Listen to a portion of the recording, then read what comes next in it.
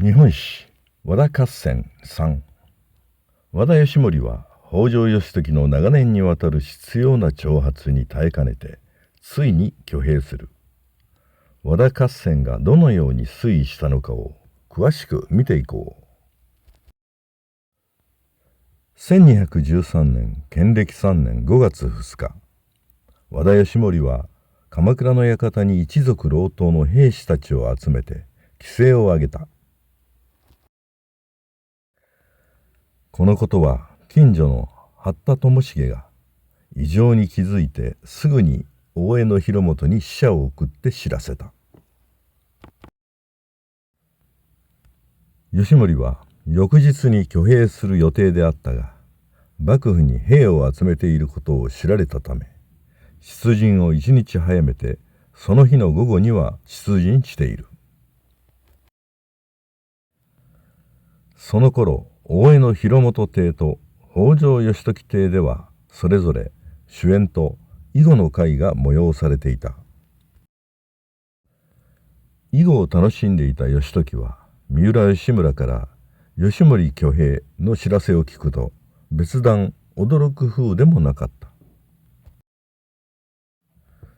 義時はすくっと立ち上がると烏帽子を直し、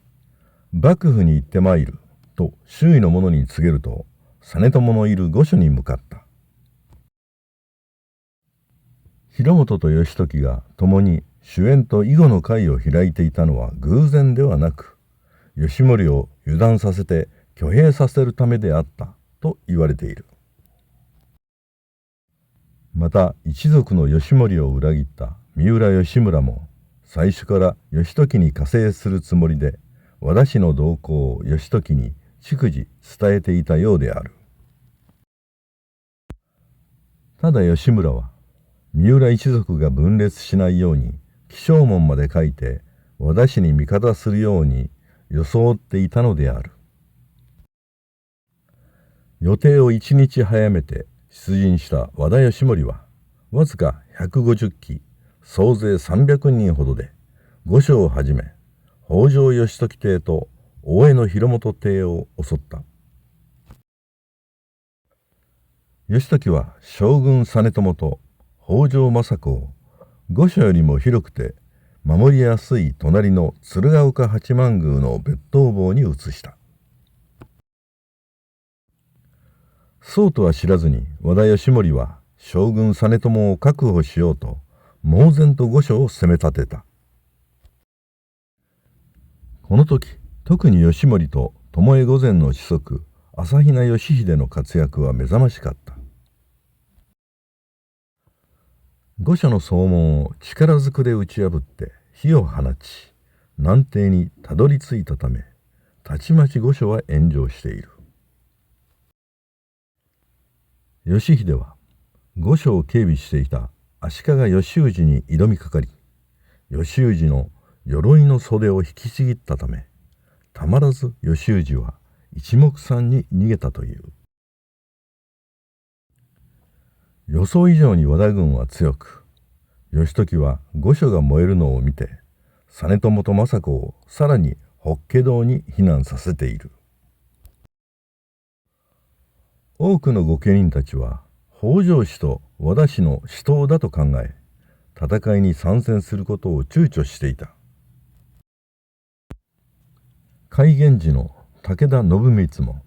当初は傍観していたが、北条方が将軍実朝を確保しているのを知ったためか、義時側に加勢する。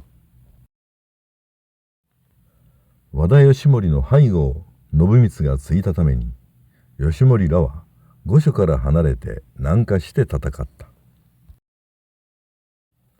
大江広元は和田軍が御所を離れたのを知ると、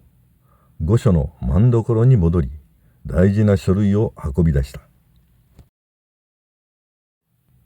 やがて夜となったために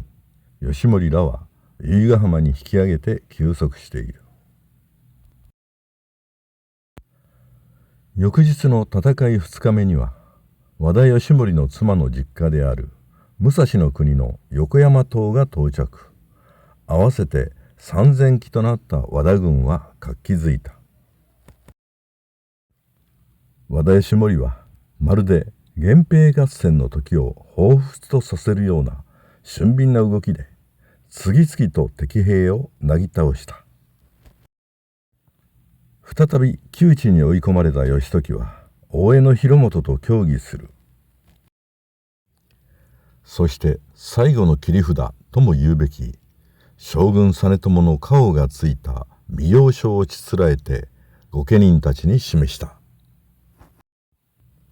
この御用書の威力は凄まじく、今まで傍観していた多くの御家人たちが雪崩を打ったように参戦して和田軍と戦った。つまり御家人たちは北条氏ではなく将軍を守るために戦ったのである。将軍家に謀反という烙印を押され、一挙に劣勢となった和田一族は各所で討ち取られる。義盛は特に可愛がっていた四男義直が討ち取られたという報に接すると、しばらく沈黙した。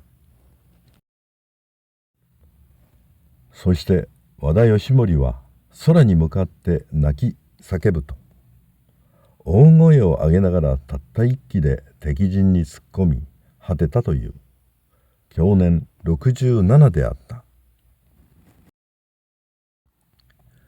ほとんどの御家人が幕府側についたため、和田一族をはじめ途中から参戦した横山島の兵士たちも次々と討たれ、勝敗は決した。その死球の数は200数十にも及び、片瀬川の川岸にさらされた。その中には勇猛で知られた朝比奈義秀の死球も混じっていたという。なお和田一族のその後だが、義盛の甥の和田重持は幕府側で戦い戦死したため、重持の子孫が後を継ぎ、越後奥山省の領主として存続して、越後和田氏となっている。